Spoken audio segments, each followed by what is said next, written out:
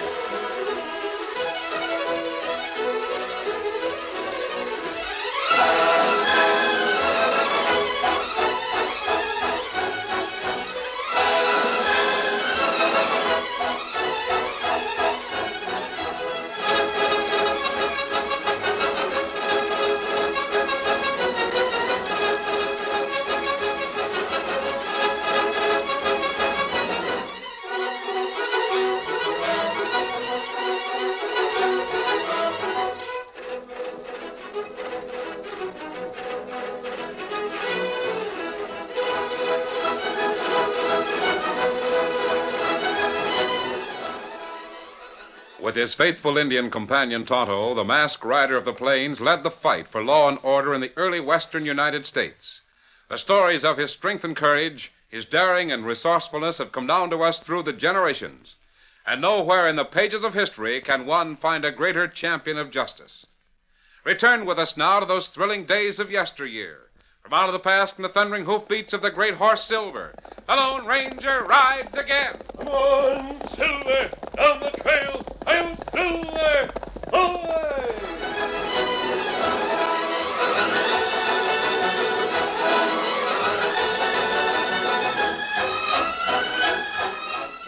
The Choctaw Republic was an independent nation within the United States. The northern boundary was the Canadian River, which runs horizontally through what is now the state of Oklahoma. The southern boundary of the Choctaw Nation was the Red River, which was also the northern boundary of Texas. For a long time, negotiations had been underway between railroad men and representatives of the Choctaw Nation. At last, a train rolled over the gleaming rails heading south. Then, suddenly, Indians charged at the train. Hard-riding Indians who loosed their arrows at the open windows of the passenger car. It's your fault. You're the one that caused this. Don't blame me, you. I'll get the redskin that fired that arrow. I'll get...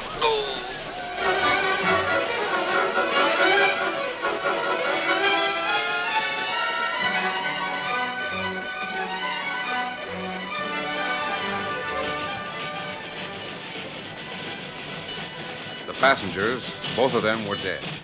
The train chugged southward until the need for fuel and water brought it to a stop. Can't go any farther, boys. We've got to have fuel and water.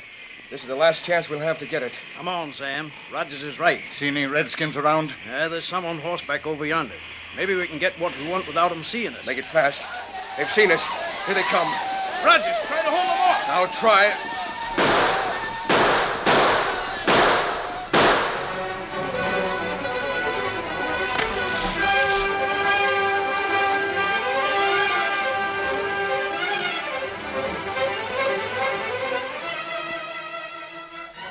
The telegraph office was just south of the Red River in Texas. The bridge could be seen from one of the office windows.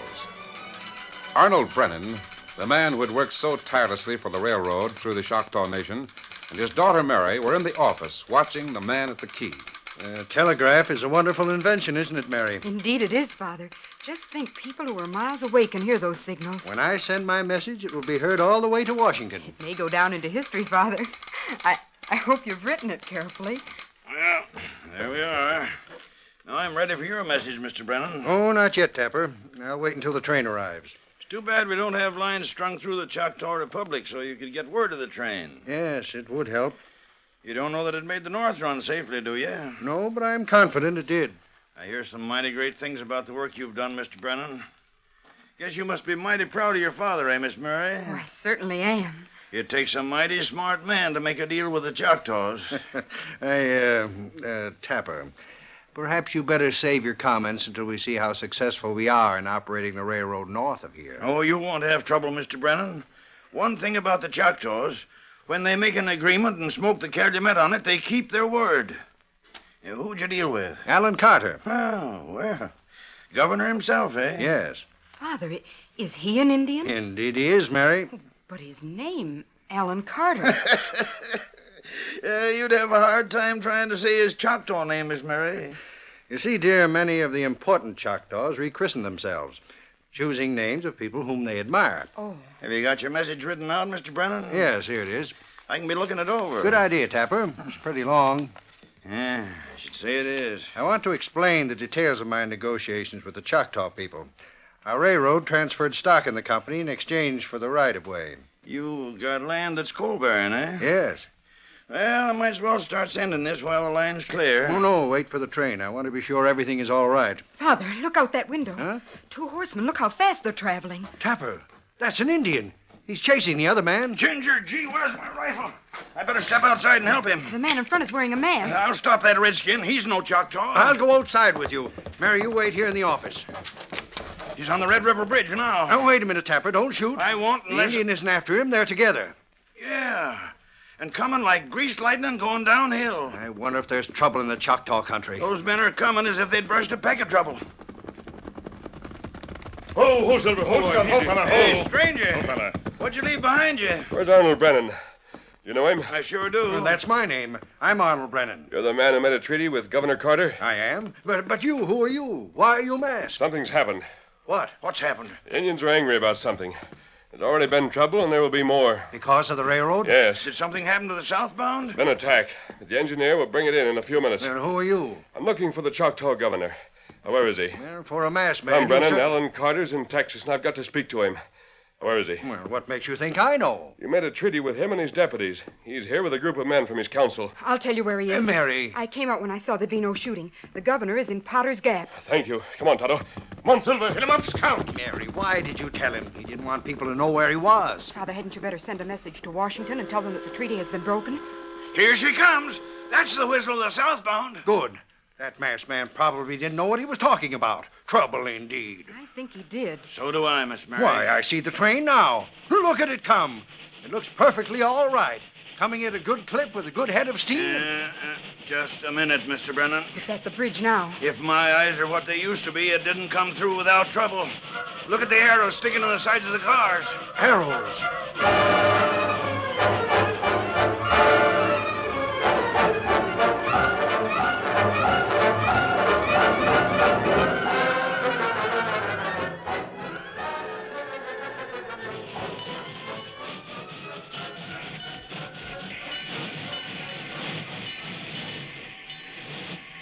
Father, look. Look at the engineer. He's hurt. Rogers. I got her through, Brennan. Here, let me help you down. Give me a hand, Tapper. I'll go into the telegraph office and get some water and bandages. Miss Mary, there's a medicine box on the shelf over the washstand. All right. Steady now, Rogers. We'll fix you up all right. Indians. They attacked. Now, don't try to talk till we get you patched up.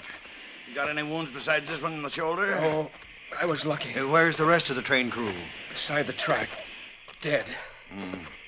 Well, one step here, Rogers, then you'll be in the telegraph office. You can lie down on the couch. Big mistake, Mr. Brennan. Big mistake. Go ahead. I'll close the door. There you are, Rogers. And I never thought I'd make it. If we hadn't had steam enough, I'd have been stuck.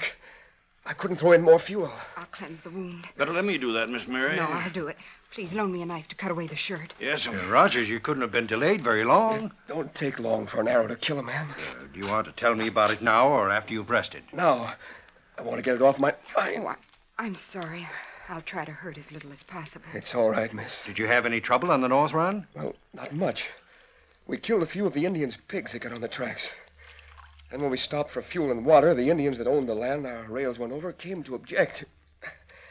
They didn't seem to like the stock certificates they got for their land. What did you do? We had some passengers. They had liquor. They gave the Indians a few drinks, and we went on.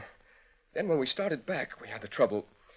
It seems that the Choctaws all along the line were laying for us. They picked off 2 passengers with arrows as we passed. I had to stop for water and fuel. They closed in and got Sam and Hank. And how did you get away? I still don't savvy how they worked it. Who? The masked man and his friend. The masked man? Who? I don't know, Brennan. There was a masked man and an Indian. They charged up against those Choctaws all of a sudden. Sent them skedaddling. Then they loaded me up with fuel and water. They saw there was nothing could be done for Sam and Hank or the passengers. Then the Choctaws who had reassembled came toward us. The masked man told me to get going. He and the Indian did the same. I see. Was it after that you got wounded? No, I got it before the masked man showed up, but I didn't let on. I thought it wasn't much. There you are. I think it will heal all right. Gosh, Miss, thanks a heap. Take a rest, Rogers. Tapper, I'll send a message now. Yes, sir. Unhappily, it won't be the one I hope to send. That's tough. You can throw this one away. The message Mary thought might make history. You want to write out another one? No. You have the name and address of the recipient. I'll dictate as you send. Careful wording isn't necessary in a message that reports failure. Just a minute. Someone just reined up outside. Say, mister. What is it, lad? I'm looking for a masked man riding on a white horse. Was he here? Yes. I think he went to Potter's Gap to talk to the Indian governor, Alan Carter. Do you know him? Yes, sir. Thanks. The masked man again. Come on, Victor. Well, you ready with the message, Mr. Brennan? Yes. Sorry to report complete collapse of hopes and plans. Choctaw Indians attacked first southbound train, killing passengers.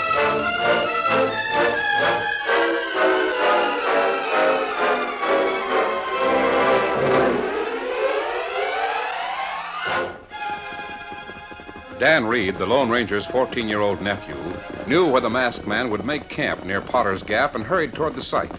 The Lone Ranger was on his feet to meet the boy. Oh, Victor. Oh, boy. Oh.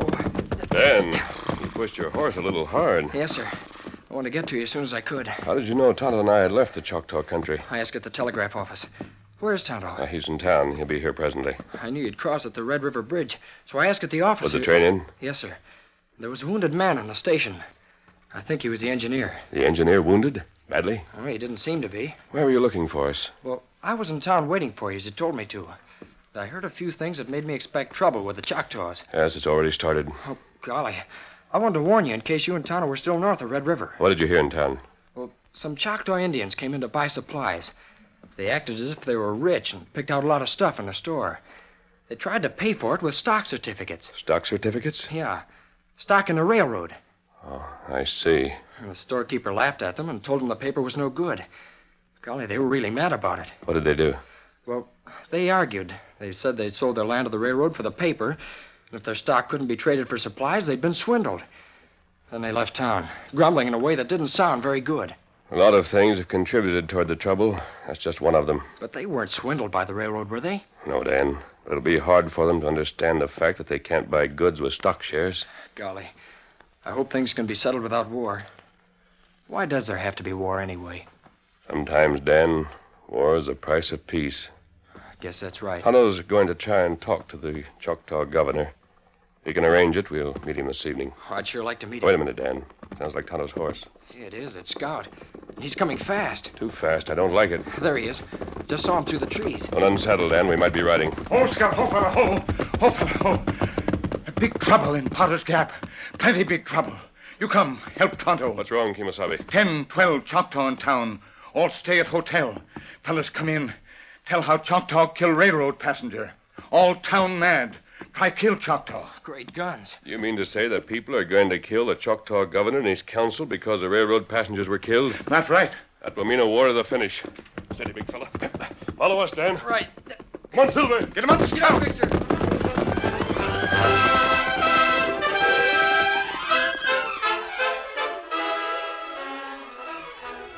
The curtain falls on the first act of our Lone Ranger story. Before the next exciting scenes, please permit us to pause for just a few moments.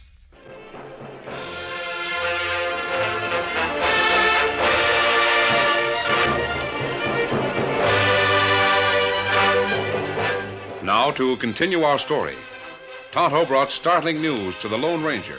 The pioneers in Potter's Gap were highly indignant when word came that passengers on the first train to cross the Choctaw Republic had been killed. Mobs formed to storm the hotel, where there were a dozen high officials of the Choctaw Nation. Sheriff, they'll tear down my hotel to get at the governor. I know it, Pete. Where's the Choctaw? Oh, I tried to get them to hide in the storm cellar, but they refused. They're all in the big room in the rear. They got guns? No, and they wouldn't take any from me. Oh, the governor's a fine man. If anything happens to him on this side of the Red River, there'll be the devil to pay. Oh, they'll have the door busted down in a minute. I know that. Hang it, we... Sheriff. Huh? Say, how'd you get in here? Where'd you come from? I came in the rear window, Sheriff. I've got a message for you. The rear window, where the governor is? Yeah. What message? You can let those men in. The Indians have left the hotel. Left? Well, how? When? They left by the rear window. You see, Governor Carter knew Tonto and trusted him. All the Indians got away. Tonto? Who the Sam Hill's Tonto? He's an Indian. A friend of the Lone Ranger.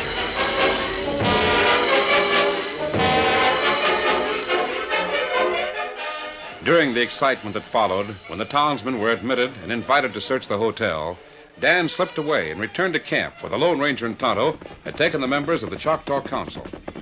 Dan saw the lean-faced governor, a man of great dignity, sitting by the members of his council, listening to Tonto. Kume Tolo, Nesi Kabu, Bahame. It is good, Tonto. You who wear mask is to be trusted. Tonto has spoken. Thank you. War will make both nations poor. War is not good. Governor Carter, your people resented the railroad when it crossed their land. It frightened their cattle and killed some of their pigs. This is not main trouble. Main trouble is stock paid for land instead of cash. But that stock was given so you and your nation could prosper with the railroad. Members of council and I understand. Many people of Choctaw Republic do not understand. They must be made to understand. With your permission, I'll outline one way to teach them. Man with mask, please speak.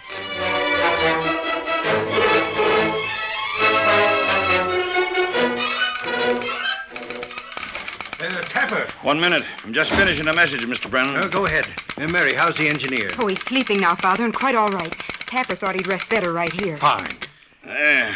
How'd things come out in Potter's Gap? There's one thing I must know. Tapper, who is that masked man? Oh, did you see him again? No, but I heard about him.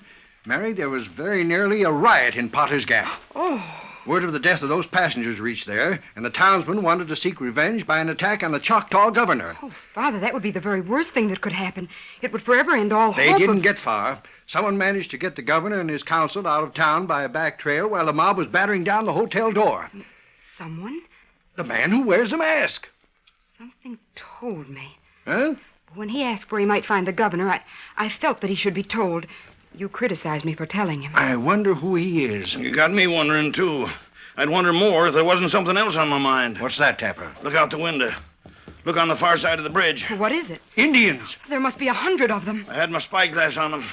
They're painted for war. Mary, you'd better get away from here. Looks to me like they're ready to cross the bridge and get at the train. Maybe it would be well to move the train. The tracks run a good many miles to the south. Well, what was that about the train? Rogers, I'm glad you're awake. How do you feel?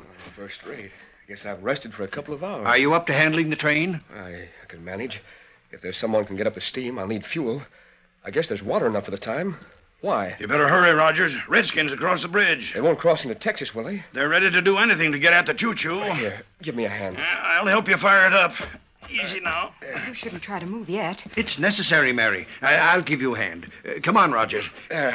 I'll be all right in a few minutes. That's the ticket, Rogers. Get the train safely away, Rogers, and you'll earn a bonus. Come on outside. Show us how to fire it up, and we'll do the work.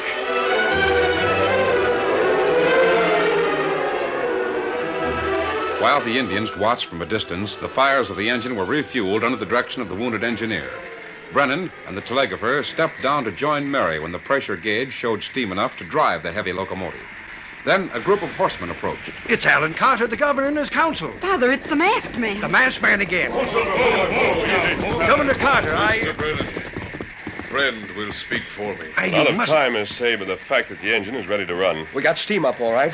I guess I didn't get the chance to thank you for getting us through that Choctaw land. How do you feel, Rogers? Fair enough. I'll feel better when we're underway heading south away from those critters across the bridge. You're not going south. No? You're taking the train back to the Choctaw Republic. What? Oh. Are you mad? The governor and his council will ride in the passenger car. Even so, look at those painted Indians. Now, Mr. Brennan, I think it would be a good idea if you go, too. I? Not on your life.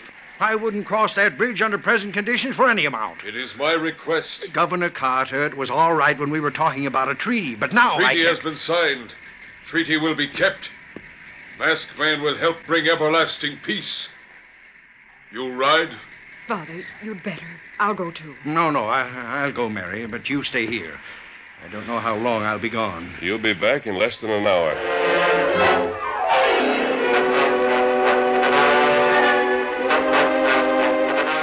The horses of the Lone Ranger and Tonto, as well as those of the Choctaw representatives, were put into the baggage car, and the men boarded the passenger car.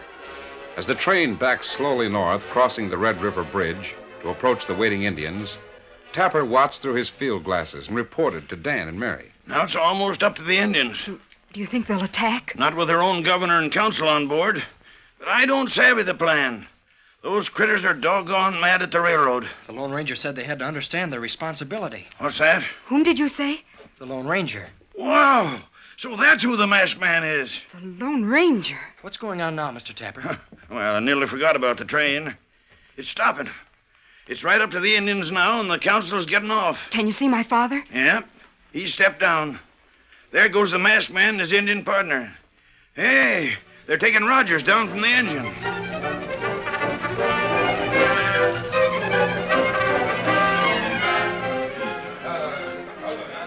Are you sure you can stand alone, Rogers? Yes, I'm all right. You just tell me what to do, and I'll do it. Stand next to the engineer, Tonto. I think he'll be getting back into the cab in a few minutes. You watch him. Did you tell the Choctaw governor what to say? We discussed the plan, Mr. Brennan. He's getting ready now to address all these Indians. I hope he can pacify them.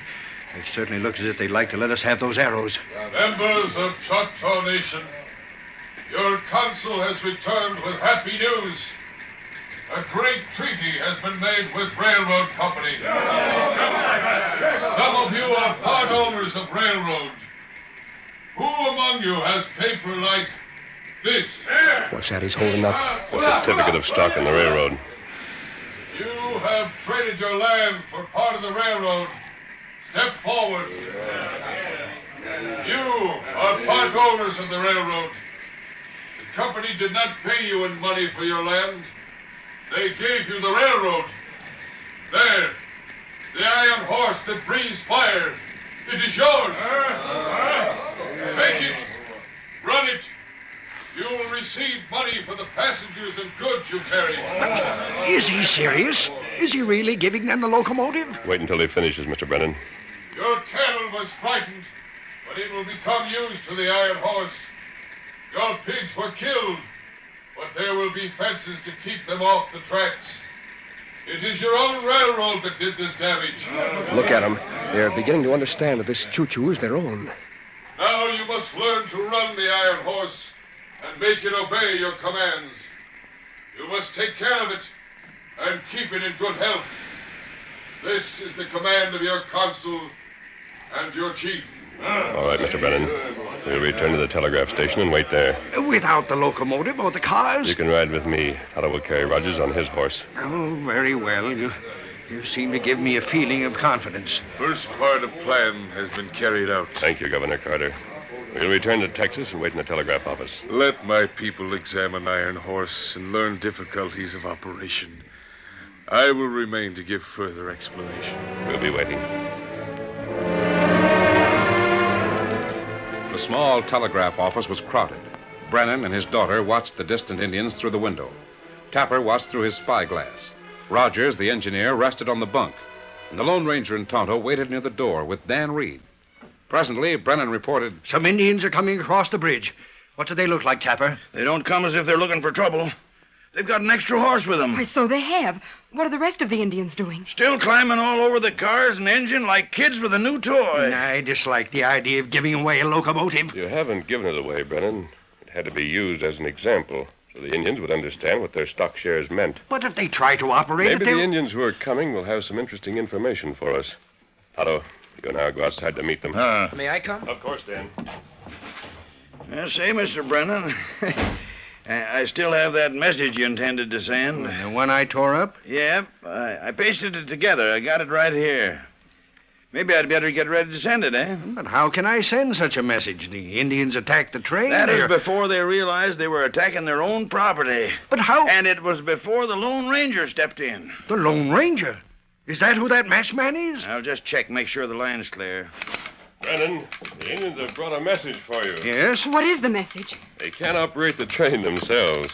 They're willing to pay your engineers and firemen to run the train for them. Well, that's me.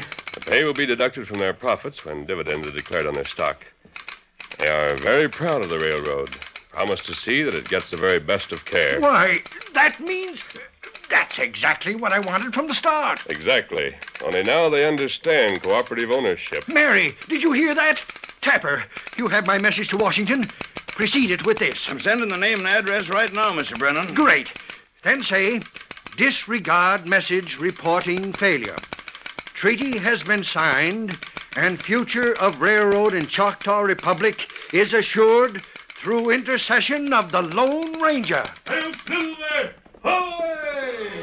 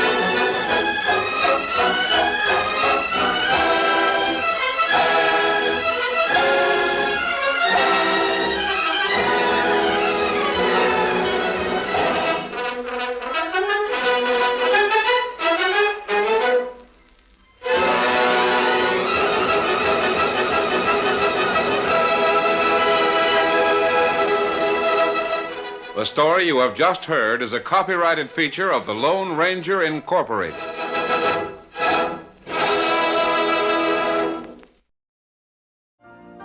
You've been listening to the OTR Gold Network. Find more classic radio at otrgold.com.